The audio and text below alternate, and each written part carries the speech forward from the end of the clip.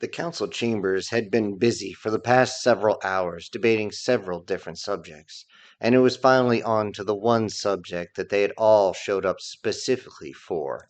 The inquisitor in charge brought up this as he rapped the small block of wood next to him, bringing the council to order. It sat there under its many, many layers of feathers, claiming that the last order of business was simply to bring light to the possibility of war crimes against a newly discovered species. These war crimes were so heinous that the feathered judge did not even want to think about listing them off, yet started to raise one of his data pads and started to scratch his way through and realized that this left him majorly disgusted. With that, he simply introduced humanity's representatives. As they walked in, 4 of these bipedal creatures walked in, all of them dressed in different garb. The females seemed to be wearing different colored garments that seemed to drape down the sides of their legs. One of the males seemed to be in what they call a suit, solid black, with a white shirt and a stripe of red that went down the front. Next to him was one that was in a similar clothing, but this case he held some sort of headgear underneath his arm and had many different ornaments draped off of him. They simply walked into the center of the council and looked around, all of them realizing that the way the council chamber was designed was specifically there to scare people with its majesty, make them uneasy, make them unable to comprehend what was going on, and to show superiority over those that were being questioned.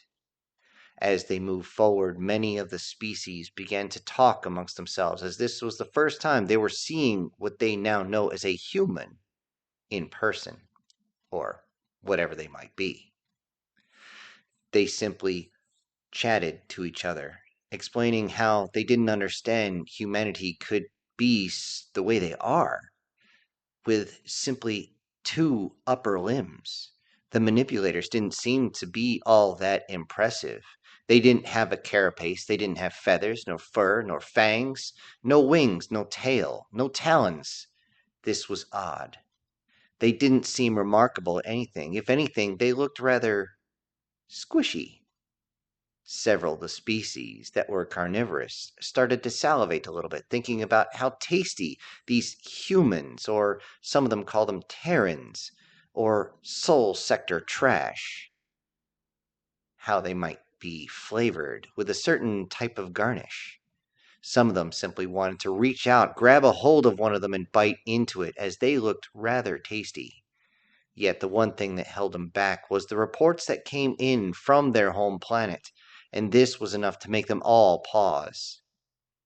With that, the one with all the shiny ornaments on them seemed to constantly be slowly reaching and tapping something on its mid-waist area.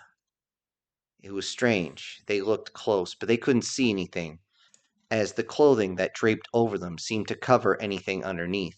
The only thing truly exposed of these humans was the head, most of it, the hands, some of the arms on the females, and exposing a little bit of the legs on the females. But aside from that, they were wearing clothing. This made many of the species scoff and laugh, as they believed that only species that were weak wore protective gear, protective armor, anything to cover themselves from anything as simple as the sun rays to an imminent attack from a blade or any type of ballistic. As the 4 humans came up and stood in front of the judge, they simply called them the judge, but he tried to correct them with the correct term. However, these humans refused to speak anything but their own language. This was a total sign of disrespect to everyone in the council, as they expected even some as low-born, as simple as these humans, would be able to speak Galactic Common. At least they'd be able to comprehend it. But many of them whispered in their own languages, and of course in Galactic Common, at how pathetic these humans seemed to be. Yet some of them, who were down on the lowest level, realized that humanity was actually large. They were about 30 to 35% larger than what's considered galactic average. Only one other species even comes close, and they were the ones that brought charges up against humanity. Those closest to that species, the Shalanctata, were noticeably put back at the smell that was coming from their representative. The Shalanctata representative was perspiring profusely at simply the sight of these four humans as they walked up. No one had ever seen a warrior race like them ever gotten nervous. This one seemed petrified at seemingly being close to these humans. The judge addressed them and introduced each of them and their profession, one being military, one being what they call a lawyer, another one as a lawyer, and finally another one as a government observer. Everyone seemed to laugh at these titles as they did not fully understand what they were. Usually there is only one representative for a single species who speaks for their empire, or there is well over 24. This is another oddity. And yet, the judge itself, again, to pull up this small wooden block and slam it down very hard, again bringing the council chamber to order. They stated that humanity would now be charged with war crimes and they would have to pay reparations, as the tactics used were well beyond what's considered gentlemanly, civil, or in any way, shape, or form correct warfare. They would be faced with all these and be put on a type of probation that would last no longer than a millennia. And at that point, they would be nothing but third and fourth class citizens to the galactic community. The judge in charge continued to talk about this until he finally got to the list of so called war crimes. And as he began to look at his data pad and scratched across it to go through each of them, which seemed to go for several different pages, it ruffled its feathers in disgust at this. Do you understand that you are being charged with things as poison, biological attacks, radiological attacks, excessive use of ballistic force, suicide assaults, and killing those that had already surrendered? You do not do this, and because of that, you will be judged accordingly by this council. And by the ruling of this court, you are guilty of all these crimes, as we have seen nothing that would alleviate you from being able to say that anything here was justified. You will hear this, and you will all be placed in slavery collars as the beginning of reparation payments of humanity. We expected, though, that humanity would pay more in their own reparations so that they would know their place in the galactic community. As he said this, those four humans simply stood there, one of which seemed to be extremely still, locked in, looking directly at the one talking, every once in a while moving up to the side of his face and moving a small electronic device. Everyone could see that it was a universal translator, and was trying to make sure that he understood the words coming out. With that, the judge continued to berate the humans on their actions, and then stated that they were now guilty. Without skipping a beat, the lawyer simply stated, "Are you done speaking now?" "How dare you say anything in this holy place?" "Holy place? We have read your laws, and by the bylaws right here," swiping his hand across a data pad, sending the same law to everyone, highlighted for their convenience. "As you can see, we are allowed to speak, and we are allowed to defend ourselves. You cannot pass judgment on anyone who has not been given the chance to speak." "That is fine," ruffling his feathers again. "However, you know that this will not change the outcome at all in this trial." "I figured as much. Now, according to these rules," moving his hands again and then swiping up again so everyone can see, that the rules simply stated that when someone is speaking and is their turn, no one can interrupt. Now, if you will kindly shut the fuck up and listen. With that, The magistrate judge ruffled his feathers again and tried to say anything, but then immediately corrected himself, realizing that he was not in any place to talk, as he had to follow his own rules, or else he would be immediately removed from his position. Yet he did puff up his feathers even more. Many of those in the courtroom also began to move themselves in ways that showed that they were definitely disgraced by this. Some of them moved their spikes up. Others extended claws and drove them into the wood in front of them. But there was one species that was still sweating and was now visibly shaking at the sight of these humans. Good, now listen. You accuse us of war crimes. Well, let's just see who's in the wrong on this one, because we have our own rules of war. They're right here. Again, moving his fingers across and then swiping hard, showing everyone something titled the Geneva Convention. You must understand that we had our own rules. However, for the rules to apply, you must be a signatory of this. As you can see, the rules are very similar. However, this does not apply to anyone that does not come from our planet. Now, adjustments could have been made had these space dogs decided that they would come down and say hello before they decided to send an entire invasion force down to our planet. With that, everyone turned towards the invaders and could see that they were not just shaking, they were absolutely petrified, as it seemed as though this space canine could not even blink. He was simply afraid. As you can see in our videos, the lawyer continued, tapping a few more buttons. And with that, everyone's console began to light up with dozens, if not hundreds, of different videos showing the invasion force itself. As you can see, they bypassed our moon, which we had barely begun to colonize. As you know, you're not supposed to invade any species that has not made it outside of their own original sector first. So you've already broken your rules, of course. Not to mention, they came down and started with a standard orbital bombardment. However, it was a good thing they didn't know where to shoot.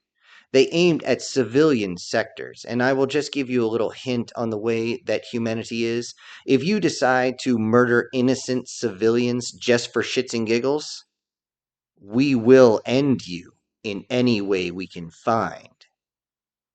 And this outer space mutt over here decided that his forces would decide to not only engage us, but decide to go straight into our atmosphere and begin to level entire cities, believing that they would be able to dishearten everyone and they would stop our manufacturing process. We wouldn't be able to build anything to fight them with. Well, lo and behold, we did. As they came down, as you can see here, it says, cannot fire on any troops that are dropping through the atmosphere. Well, I'm going to have to call bullshit on you, because that only applies to drop pods, as you can see in paragraph 2, section A, line 4. Highlighting this again as he swiped his hand across. That was drop pods, which you do not use anymore. You have decided that you would send down entire frigates, destroyers, and cruisers down to our planet. And you would engage us at point blank range. Why? I guess they figured we looked tasty. Well, we gave them something else to chew on. As they began to come down, we hit them with whatever ordnance we could get a hold of. However, their cruisers were pretty large. However, there was a problem to them. There was a very large hole where they were launching their fighters. They didn't realize that our munitions could aim and hit them. Not only did we fly munitions into that hole, we gave them a good old-fashioned human enema. And as you can see on this video, once the explosions hit their engine compartment, the resulting secondary explosions quite literally blew the aft portion off their ships, and they would tumble to the ground. No survivors after that. As you know, once you start tumbling inside an atmosphere, especially with a ship that large, you're not getting out. The G-forces themselves are devastating. And then, of course, the sudden stop once you get to the planet's surface is even worse. Around our surface, not only had they bombarded, but they had also started to strafe areas, taking out much of our food resources. They decided to aim for our grain silos, which honestly is very dangerous, as you decided you wanted to starve the population. Then, once on the surface, you decided that anything with blinking lights must be some sort of what? Military vehicle? A military vehicle says, "Here I am." Seriously, I don't know what they were thinking. The rest of you in this council know that if you aim your weapons at any type of medical personnel, then you're breaking your own rules. As you can see here, this time it was the females that waved her hand and sent that straight to everyone in the council. However, we found out very quickly that the attempted occupation force was pretty nasty, and it was spread across the planet. So we had to do what we had to do to protect our world. Rules be damned. This is what we in humanity call total war. One of their cruisers was much larger than the rest and tried to land on a continent that we call Africa, right in the middle of an area that we call the Sahara. Though not the most pleasant place to be, it was probably the easiest place to land a ship like that. There was another one that tried to aim for a place that we call Siberia, but they found out real quick that they were facing a whole lot more problems. Once on the ground, they began to use that as a mobile base in the Sahara, starting to use their massive weapons to fire artillery into cities indiscriminately, trying anyway to take out any population center. Again, innocent civilians.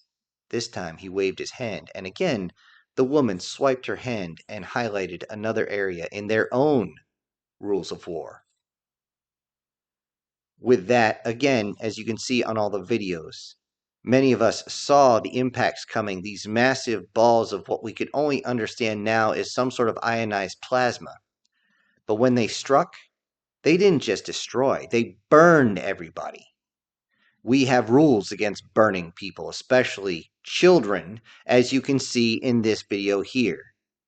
With that, another woman behind them swiped her hand across the data pad, and a video played, and they waited for a moment as the video showed one of these balls of heated plasma crashing into the side of a school, and children, ages 4 to 8, were crawling out with their skin on fire as their flesh melted off, all of them screeching in pain, many of them calling for their mothers and fathers as they breathed their last, and then their bodies seemingly melted onto the ground.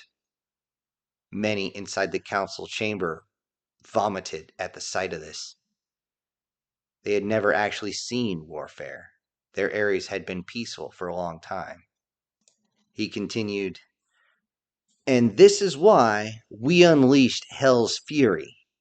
We fired several tactical nukes right into them, dropping them right on top a good old-fashioned MIRV warhead. And that's why that cruiser is nothing left. Nothing. It was a surface detonation. As soon as they hit, there was enough force there to blow the entire cruiser into atoms. It was vaporized. What's even worse is when they tried to land inside populated areas. Not only did they decide to kill a whole bunch, but they decided to dine on the civilians. As one of these videos can show, with that he waved his hand again, and another video showed up, this time looking like it was in one of China's cities, as was clearly an Asian population being grabbed, snatched up by basically six-legged canines as they jumped on them and started ripping them up and consuming the flesh, seeming to enjoy it as though it was crack. As you can see, we didn't have much of a choice here. So we decided to use a chemical that seemed to work very, very well. In actuality, it's a pretty simple chemical. However, we do not come to a decision like this lightly. However, once an area was overrun completely and we did not have force in that area and we knew they were reinforcing, we didn't have much of a choice. Not to mention, we could see by the videos here that there was a bacterial infection coming from these bastards as well. with that another video showed. And survivors with missing limbs were seeing some sort of strange gangrene, but it wasn't green, it was black, and it was climbing up the skin in real time, making about a half an inch every 15 minutes. This is what happens, and they die really, really slow. We found out really quick that we could use a simple chemical, a aerosol that we use all the time to take care of this. And we also found that it is extremely effective at killing these six-legged savages. He stared again at the ambassador, as now he had lost control of his functions and had relieved himself on his own console. Our friendly lawyer continued. Though we will not state exactly what chemical compound this is, I will tell you that it is almost completely harmless to humans, but it would be enough to kill everyone else in this room. With that, the magistrate was clearly pissed off and scared, fluffing his feathers, but this time, after fluffing them, swiping them down, a show of anger, but he would not dare jump into the speech itself. As far as you want to say with excessive ballistics, well, we don't use energy weapons, you dumbass. Ballistics is what we use. As you can see on several of these videos, not only do we use ballistics, but we use them very, very well. Many of the forces were taken down wholeheartedly by good old boys with guns. And lots of guns. And this is what happens when they faced off against civilians without even having to raise his hand this time. A video came up that was right above their head, as they could see through one of the CCTV cameras one of these six-legged dog freaks coming up and beginning to rip its way through the front door, but not realizing that it was too small as he couldn't get through. You could hear on the video the barking, the growling, the screeching of his own language as he tried to reach in, realizing that it would be easier to go through the window leading to the living room. But as he broke the glass, there was a loud bang, and the six-legged dog flipped backwards, landing on its back. However, it didn't move. The shot had blown out its entire torso section. There wasn't anything left but goo and a huge stain on the ground as the blood slowly trickled out of the body. Then from out of the window, they could see an old man, aged roughly 50 years old, slowly climbing towards the edge of the window, not jumping off, but simply cocking his weapon and then firing again just to make sure it's done. Then, as another one of the six-legged canines came up at him, he simply moved his hand again, loading another round, and fired again, this time taking the head of the alien clean off. Everyone at the council was disgusted at this. Most of them had either vomited or had to excuse themselves as they could not even view this anymore. Now, I'd like to move on to your final point that you had made, in that we did not allow them to retreat once the retreat signal was sent. Well, we had no idea what that was. They, pointing with his whole hand extended, they were the ones who came in, and they were the ones who attacked us, and they should have given us the language, but they didn't. They thought they would come and have dinner. Well, they got just desserts. And as they were trying to leave, our air forces and our ground-based weapon system tore them a new asshole. That is why he looks like that. He knows that we did not take any prisoners that day. Because if you go in and assault our children, you take out our medics, you go after the most innocent of all, this is what's going to happen. This time, it was the military man who moved up, and he simply raised his hand and clicked a small button. This time, a 3D image came up so everyone can see. This time, a bunch of small children, ages anywhere from 7 to 17, came out to one of these six-legged dog creatures, and as it tried to go and thrash at one, it realized it was surrounded, each of them carrying clubs of some sort, some of them made of metal, some of them made of wood. But this thing, it tried to jump away, but it couldn't jump very far, approximately 2 meters.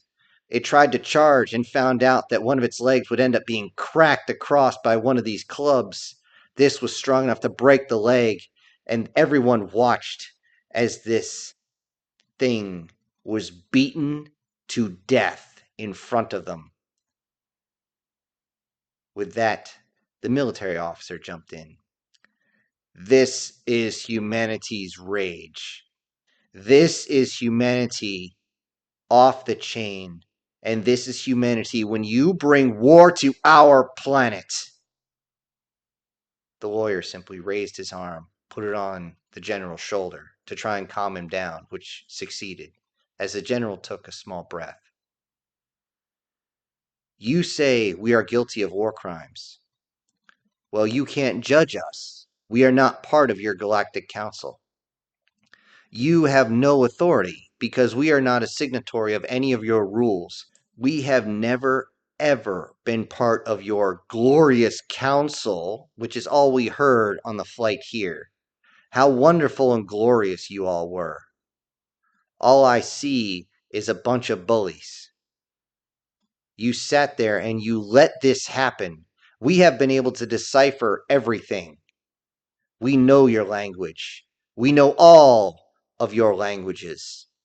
And we found out that over 70% of this council decided that it would be a good idea to send these pieces of shit to our planet because they thought we would make good slaves, and if not, we'd turn into good cattle. Well, humanity's been down that road before many times. We will not do it again. You have no authority against us, and if you even think about challenging us, I'll let you know that you might want to sign that convention we sent you. Because if you don't, you will truly find how humanity conducts total war. With that, the four turned to walk out. The judge stood up, flipping its arms around, waving its feathers, screaming as loud as possible that they had no right because they were not allowed to leave. They were not excused, but the humans didn't seem to stop. As they got to the end, several of the sentries stood there in their way, but the sentries only stood about 3 to 3.5 feet tall, which made even the young ladies chuckle at what they were seeing. These strange green-skinned creatures that seemed to have a beak in front of them were almost reptilian in a way. Or were they avian? You couldn't really tell. The strange floppy ears that seemed to drape down their shoulders made it very odd to look at. The judge yelled out, "They will restrain you, or they will kill you if you try to leave." The military man simply turned, said, "Really?" He then turned his head, looked at the girls, and slowly nodded. The two women walked up, one in front of each of the sentries, and then proceeded to kick each of them hard enough that they went at least 3 meters back, crashing into the wall. This was a single strike. With that, they brought in their strongest sentry, the captain of the guards, who actually stood almost as tall as the humans themselves. This was an oddity. A Garentu that was genetically altered specifically to be their guard, went up with one of their shackle devices and tried to grab a hold of the military member. The military member simply put his hand out, grabbed the shackle device, which was basically a pike with a strange shape on the end. It then looked at the military member, grinned, hit a button, and the electric charge went up. The military man simply looked and said, "Is that supposed to hurt? I've licked 9 volts that were stronger than this." Everyone was amazed at this, and without skipping a beat, the military man simply moved the spear sideways so that it couldn't be used. The captain of the guard looked surprised, and then the military general pulled out something from his belt, raised it up and put it against the captain's forehead, and simply asked, "Are you willing to die for them?" It looked and realized what it had seen in the videos. This weapon was strong enough to go through his skull and take all the gray matter out on the way through. It began to shake. It looked at the general and the general's cold, dead eyes and simply began to back up slowly as it dropped its weapon. Everyone was screaming at the captain to pick up his weapon or he would be removed. He didn't seem to care. The humans then opened up the door themselves and walked out. Everyone was in stunned silence. They looked over to the ones that had invaded, the emissary of the invaders of humanity, and tried to get his attention. As they shook him a little bit to try and get his attention, they didn't realize something. There was a reason he didn't blink. His heart had stopped out of sheer fear of what he had seen. When the humans got into their ship, which could be considered frigate class considering its size, a transmission was intercepted and translated to simply, "So how did it go?" which seemed to be a transmission that originated from their own homeworld, but they would have to use repeaters on their ships to get it out there that fast. How could they use instant transmission? They couldn't.